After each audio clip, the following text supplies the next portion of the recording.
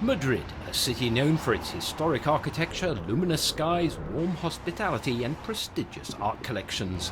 The internationally renowned Prado Museum welcomes almost 2.5 million visitors every year. It's right on the Plaza de Neptuno, in the heart of the city. But if we cross the Paseo del Prado to the other side of the square, we're just a short 500-metre walk to a very different but complementary art gallery. Its artistic director welcomes us to the Thyssen Museum. Bienvenidos al Museo Thyssen.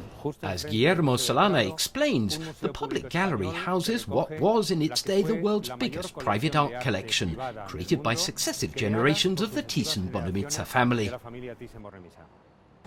The collection was begun around 1920 by the first Baron Heinrich. In less than 3 decades, he brought together over 500 works, mostly by the old masters, Van Eyck, van der Weyden, Memling, Dürer and Holbein, among others. When the Baron died in 1947, the collection was split between his 4 children.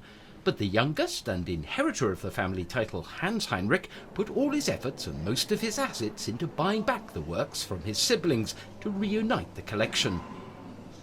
And he continued adding new works from the 19th and 20th centuries: Expressionism, Impressionism, pop art and hyperrealism.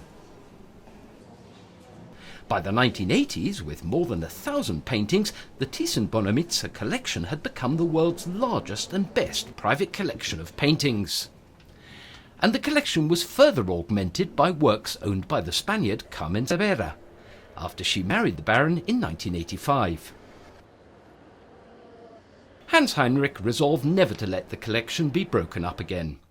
After receiving offers from various countries, he agreed to sell the collection to the Spanish government in 1993.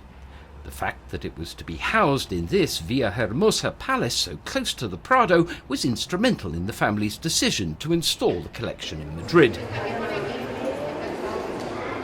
The Thyssen family have always made every effort to open the collection to the public, bringing visitors in direct and personal contact with over 700 years of the history of painting. Indeed, very few of the world's galleries offer such a complete artistic chronology, and that's not all, according to the museum's artistic director. Además de su colección permanente, Guillermo Solana points out that the museum also offers an impressive program of temporary exhibitions of interest to any art-loving international traveller. aficionado al arte. The temporary shows are part of an active policy of reciprocal loans that regularly bring to Madrid exhibitions of the major artists and art movements.